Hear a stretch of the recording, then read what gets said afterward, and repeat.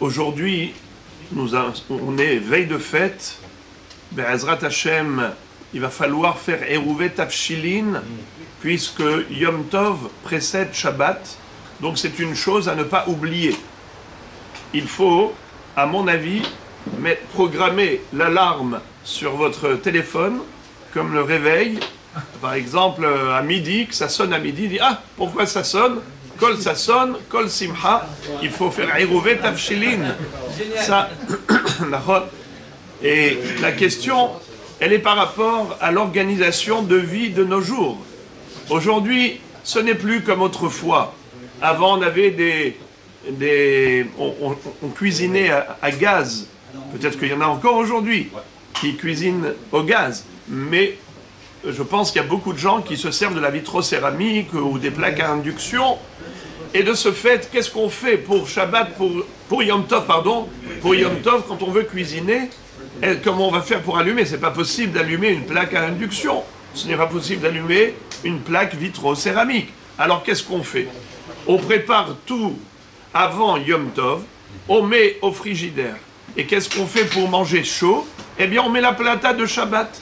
La plata de Shabbat est devenue également la plata de Yom Tov. Donc on met comme ça pour 48 heures la plata. On sort du frigidaire les plats tout faits, déjà cuisinés, et on pose sur la plata. J'imagine que ça doit être le standard de nos jours. Quelle est la problématique que cela soulève au niveau halachique? C'est que le Eruvet Tafshilin, ça a été institué pour pouvoir cuisiner Yom Tov pour Shabbat.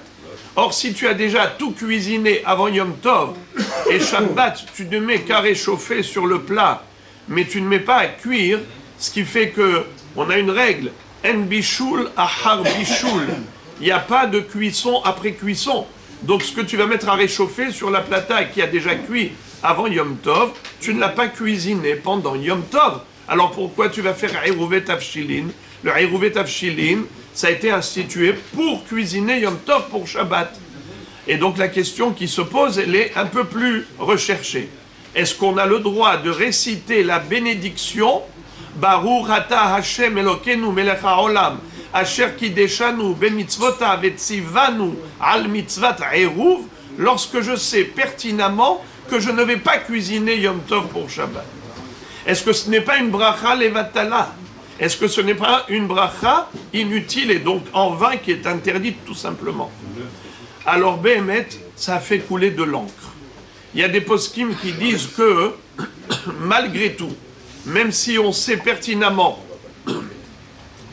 que on ne va pas cuisiner, malgré tout, il faut faire le Eruvet Tafshilin.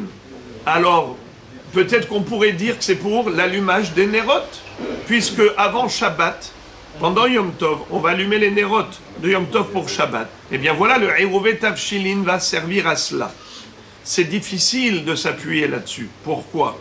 Étant donné que quelqu'un qui n'a pas fait Eruvet Tafshilin a le droit d'allumer les bougies de Shabbat pendant Yom Tov.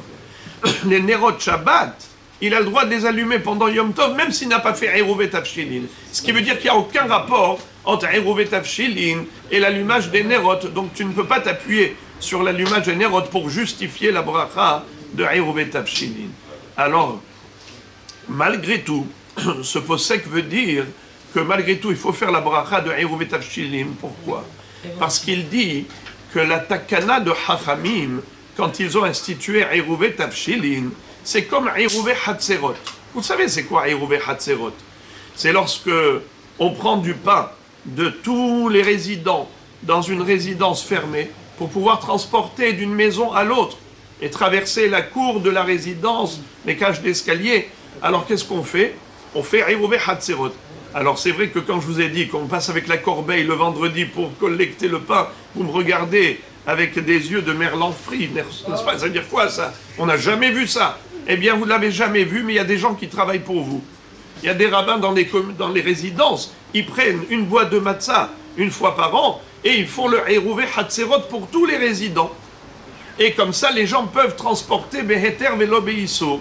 Parce que Hachamim ont été métaken, que même si on a le Eruv, ça ne suffit pas. C'est-à-dire la clôture, ça ne suffit pas. Ça suffit Minatora, mais ça ne suffit pas Midera Banan. Parce que les Hachamim, Shlomo HaMelech a été Metaken, Eruv et Hatzerot. Et donc il faut qu'on soit associé dans une corbeille de pain qui est déposée dans une maison. Alors qu'est-ce qu'on fait? On a la chance aujourd'hui d'avoir des matzot. Une boîte de matzah, parce que les matzot, c'est longue durée. Ça peut être mangeable pendant toute l'année, ça ne pourrit pas. Alors on n'a pas besoin tous les vendredis de ramasser avec la corbeille comme il faisait autrefois, parce que le pain allait rassir et sécher. Aujourd'hui, tu as une matzah qui ne sèche jamais, même si elle est sec, elle est très bonne. Alors, donc c'est pour cela qu'en effet, on fait l'Eruv Hatzerot. Et dis-moi, et si jamais finalement on ne va pas transporter d'une maison à l'autre? Alors on a fait la bracha pour Ya? Non, ça ne s'appelle pas une bracha inutile. Pourquoi?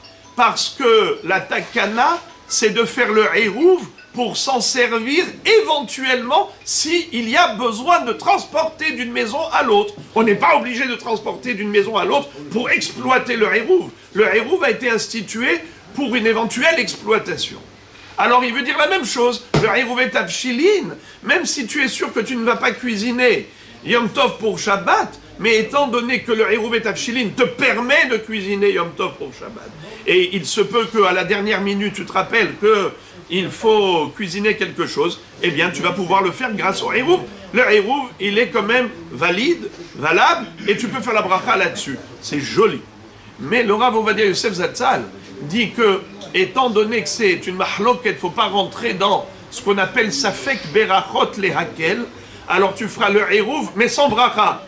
Tu prends l'assiette, avec dedans le pain, avec dedans l'aliment, et tu dis le fameux Nusar Be'aden Eruva, tout ce qu'on dit pour le Eruv. Grâce à ce Eruv, je pourrais cuisiner Yom Tov pour Shabbat, et ainsi de suite. Mais sans bracha. Mais si on veut mieux faire, alors qu'est-ce qu'on fait? On rajoute quelque chose de spécial qu'on va cuire Yom Tov pour Shabbat. Comme ça, on peut faire la bracha. Comment?